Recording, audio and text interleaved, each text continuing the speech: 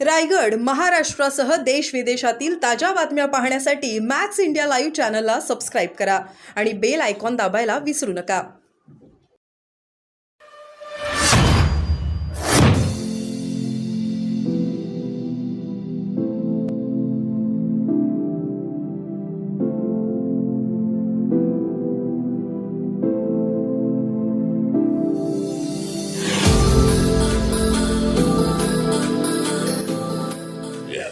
शिर्डीच्या जागेसाठी आपण आग्रही होता, पण महायुतीमध्ये आपल्याला जागा मिळाली नाही, काय सांगू? शिर्डी जागेसाठी मी आग्रह होतो, पण शिर्डी जागा त्या ठिकाणी सदाशिव लोखंडे शिवसेनेचे एकनाथ शिंदेसोबत आले होते आणि त्यांना येताना त्यांनी आश्वासन दिलं होतं की शिर्डी जागा त्यांना त्या देण्यात येईल आणि त्यामुळे मला शिर्डी जागा मिळाली नाही. दुसरा विषय हा होता की त्या ठिकाणचे जे नेते होते हे नेतेच माझ्या विरोधामध्ये असल्याची माहिती मला मिळाली. त्यामुळं मला शिर्डीमध्ये जागा मी बळजबरीनं घेऊन उभा राहिलो असतो तर माझी जशी मागेची शिकार झाली अशा पद्धतीची शिकार होऊ शकत होती. त्यामुळं मी काय तिथं उभा राहण्याचा विषय म्हणजे माझा आग्रह होता तिथं उभा राहण्याचा. पण ठीक आहे, जरी जागा नाही मिळाली तरी आपल्याला केंद्रामध्ये कॅबिनेट मंत्रिपद देण्याच्या संबंधामध्ये प्रयत्न करू असं देवेंद्रजींनी सांगितलेलं आहे. राज्यामध्ये एक मंत्रिपद आहे, त्यानंतर विधानसभेला 8-10 जागा आहेत, 1-2 महामंडळाचं चेअरमन पद आहे आणि इतर ज्या समित्या वगैरे आहेत त्याच्यामध्ये कार्यकर्त्यांना घेण्यास त्यांनी मान्य केलेलं आहे.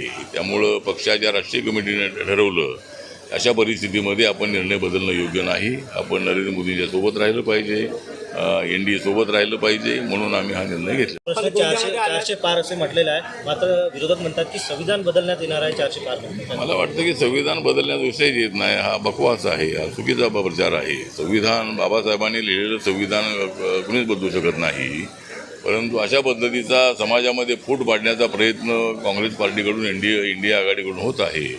त्यामुळे संविधान अजिबात बदललं जाणार नाही. मी दलितांना माझं आव्हान आहे की हा प्रचार अत्यंत चुकीचा आहे आणि संविधान वाचवण्यासाठी मी त्या ठिकाणी आहे. जर अशी वेळ आली की बाबा संविधान बदललं जाणार आहे तर मी मंत्रिपदाचा राजीनामा दिल्याशिवाय राहणार नाही. परंतु संविधान बदलण्याचा विषय देत नाही आहे. संविधान हे मजबूत आहे आणि तो बदलण्याचा भाजपा देशभरातले गुंडे प्रचारासाठी आणत आहे असा नाना पटोले आरोप करत आहेत. काय आणत आहे? भाजपा गुंडे देशामध्ये प्रचारासाठी आणत आहे गुंडे? हो, नाना पटोले आरोप केला. नाही, म्हणजे आम्ही अजिबात आणत नाही प्रचारामध्ये गुंडे, पण काँग्रेसचे अनेक येणार आहेत पैशाचे हंडे. तर गुंडांना काय आणण्याची आवश्यकता नाही. लोकशाहीमध्ये गुंडांनी मतं मिळत नाही आहेत. गुंडगिरी केली की मतं तेवढी मिळत नाहीत, का कमी होतात. त्यामुळे शांततेनं मतदान करून घेणं, शांततेनं आवाहन करणं, त्याच्यामध्ये मतदान जास्त मिळतं. त्यामुळे आम्ही गुंडशाहीचा अजिबात उपयोग करत नाही आणि काँग्रेसच्या आरोपामध्ये बिलकुल तथ्य नाही. महायुतीची जागा वाटप झालेली आहे. आज हा महाविकास आघाडीचं जे जागा वाटप झालेलं आहे त्यामध्ये काँग्रेसवर अन्याय केलेला आहे.